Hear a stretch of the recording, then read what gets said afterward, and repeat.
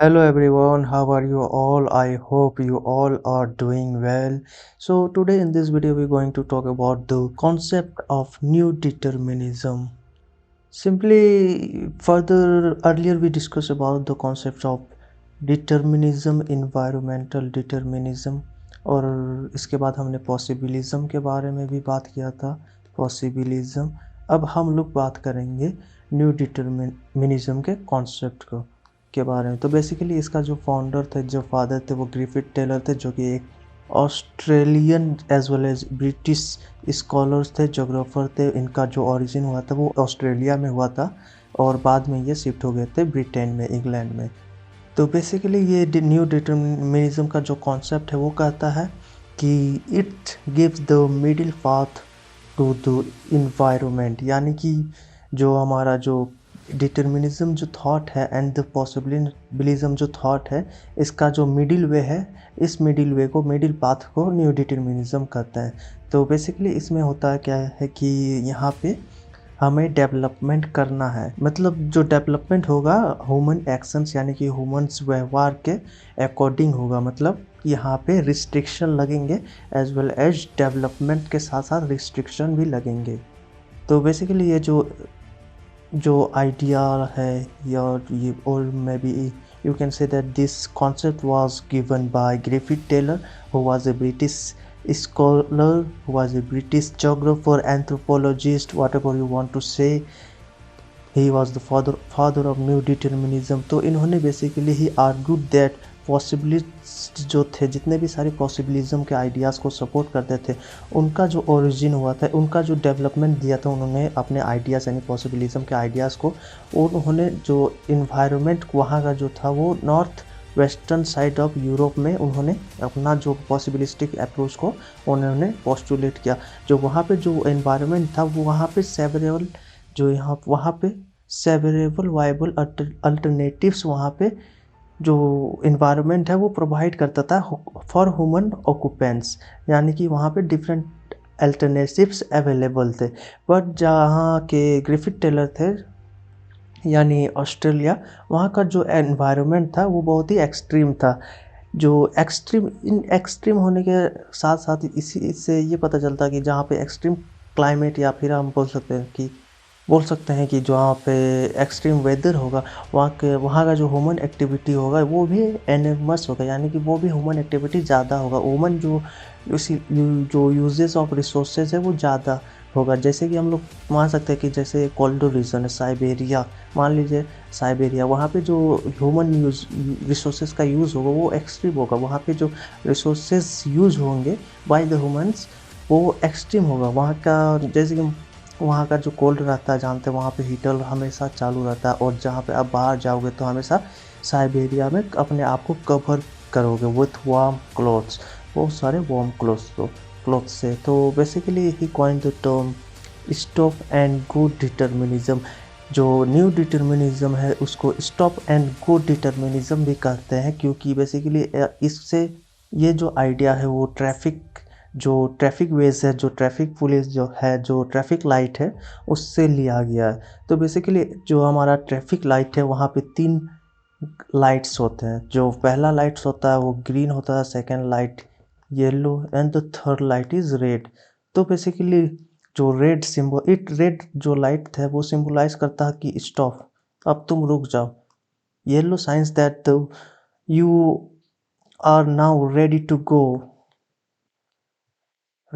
गो, और ग्रीन जो सिंबलाइज करता है वो कि आप जा सकते, गो। तो बेसिकली स्टॉप एंड गो का वर्ड जो है, टर्मिनोलॉजी है, वो यहीं से लिया गया है इन थ्रू ट्रैफिक ट्रैफिक वे से।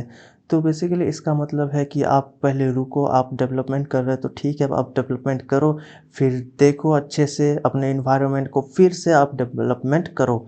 रुको डेवलपमेंट करो, रुको डेवलपमेंट करो। तो बेसिकली जो स्टॉप एंड गो डिटर्मिनिज्म है, इसको न्यू डिटर्मिनिज्म को ही कहते हैं। तो इनको इनके जो अकॉर्डिंग थे, इन्होंने एक जो स्टेटमेंट दिया था कि people might attempt what ever they wished, यानी कि जो पीपल हैं वो जो भी चाहे वो अचीव कर सकते हैं with regard to their environment, with respect to their environment. But in long terms, जो हम लंबे समय तक जो नेचर का विल रहेगा वो सुप्रीम रहेगा, that the environment von the battle and force A compromise out of its human occupants. यानी कि जो लंबे समय तक रहेगा वो बेसिकली जीतेगा, जो हमारा इन्वायरमेंट है। हम सिर्फ कुछ टाइम तक ही अपने आप को हम क्या रिसोर्स से, हम लोग जितने भी सारे रिसोर्सेज हैं उससे हम हेल्पफुल ले सकते हैं, हम उससे हम अपने आप को यूटिलाइज कर सकते हैं। बट जैसे कि आप देख सकते हैं कि साइबेरिया में अगर आप हीटर चलाओगे तो हीटर भी कभी ना कभी ख़त्म होगा ही। तो बेसिकली यहाँ पे जो कह रहा है कि जो इन्वायरमेंट है वो लॉन्ग टर्म में विनर होगा, won the battle and force a compromise out of its human occupants. तो बेसिकली अब हम लोग पढ़ेंगे Taylor views on new determinism. Taylor का जो एस्पेक्ट्स था टुवर्ड्स द न्यू डिटर्मिनिज्म वो क्या क्या था, अब देखते हैं। तो पहला जो था कि इनका मानना था कि जो ह्यूमन एक्टिविटी है is completely controlled by the environment, as environmental determinism believes nor is all human activity completely free from the laws of the environment as possibilism believes। तो बेसिकली पॉसिबिलिज्म जो आइडिया है वो beliefs करता है कि हम लोग किसी भी इन्वायरमेंट का रिसोर्सेज को यूटिलाइज कर सकते हैं, इन्वायरमेंट को यूटिलाइज कर सकते हैं फॉर परमानेंटली। बट यहाँ पे जो न्यू डिटर्मिनिज्म का कॉन्सेप्ट कहता है कि नहीं, ऐसा हम लोग नहीं कर सकते, हम लोग कंट्रोल नहीं कर सकते इन्वायरमेंट को। तो ये बेसिकली कम्प्लीटली फ्री नहीं है। तो इनका सेकेंड जो कंसिडरेशन था कि ये इन्होंने मिडिल वे यानी कि जो मिडिल पाथ कॉन्सेप्ट दिया था, इसी को हम लोग कहते हैं स्टॉप एंड गो डिटर्मिनिज्म, और स्टॉप एंड गो डिटर्मिनिज्म को ही हम लोग कहते हैं न्यू डिटर्मिनिज्म।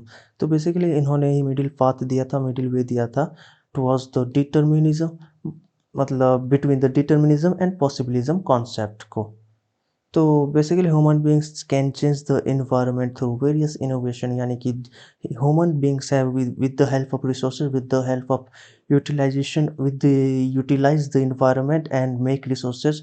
इसके जरिए हम लोग डिफरेंट इनोवेशन करते हैं, डिफरेंट इन्वेंशन करते हैं एंड एक्टिविटीज, और can do all those things that are not naturally possible in the environment. यहाँ पे बेसिकली कह रहा है कि जो हमारे जो रिसोर्सेज हैं वो ऐसे ऐसे हम रिसोर्सेज क्रिएट कर सकते हैं जिससे कि हम लोग सोच भी नहीं सकते हैं।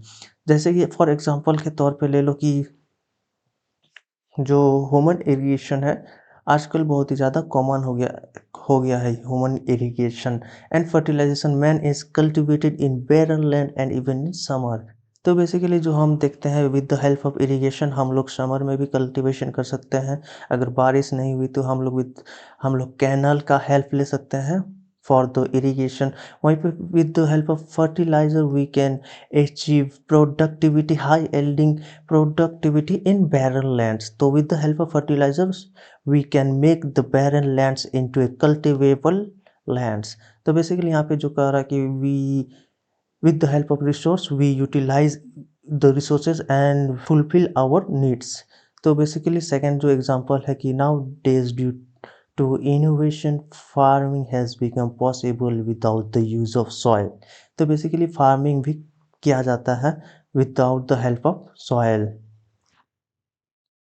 But there is a limit to changing the environment by humans, or humans cannot go against everything in the environment। But यही है कि हम ये रिसोर्सेज को यूटिलाइज कर सकते हैं, but due respects of environment हमें ये भी देखना चाहिए हमारे जो एक्शंस है वो हमारे एक्शंस की वजह से हमारे इन्वायरमेंट पे इफेक्ट पड़ रहा है चाहे डायरेक्टली हो या इनडायरेक्टली। तो हमें इसको सीरियस प्रॉब्लम कंसीडर करना चाहिए, और इससे मतलब इसको प्रॉब्लम्स को क्रिटिकली एग्जामिन करना चाहिए, और इससे जो अल्टरनेटिव्स है वो बेसिकली जो फॉर्मुलेट करना चाहिए, अल्टरनेटिव्स हमें बनाने चाहिए। The activities of man should be according to the laws of the environment.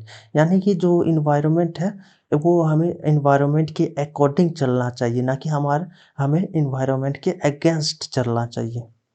तो बेसिकली इसी जो कॉन्सेप्ट है वो हमें ये सिखाता है, न्यू डिटर्मिनिज्म का जो कॉन्सेप्ट है वो ये सिखाता है कि we the man should be act according to the laws of the environment.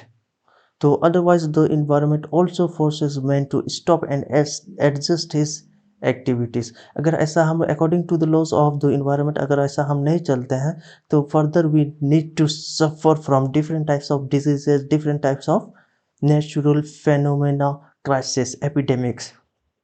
तो इसीलिए हमें कंज़र्व करना चाहिए विद सस्टेनेबल डेवलपमेंट। जो सस्टेनेबल का डेवलपमेंट अगर कॉन्सेप्ट ले लिया जाए, तो यहाँ पे अगर सस्टेनेबल डेवलपमेंट ले लिया जाए तो ये फर्दर बहुत ज़्यादा आगे बढ़ जाएगा।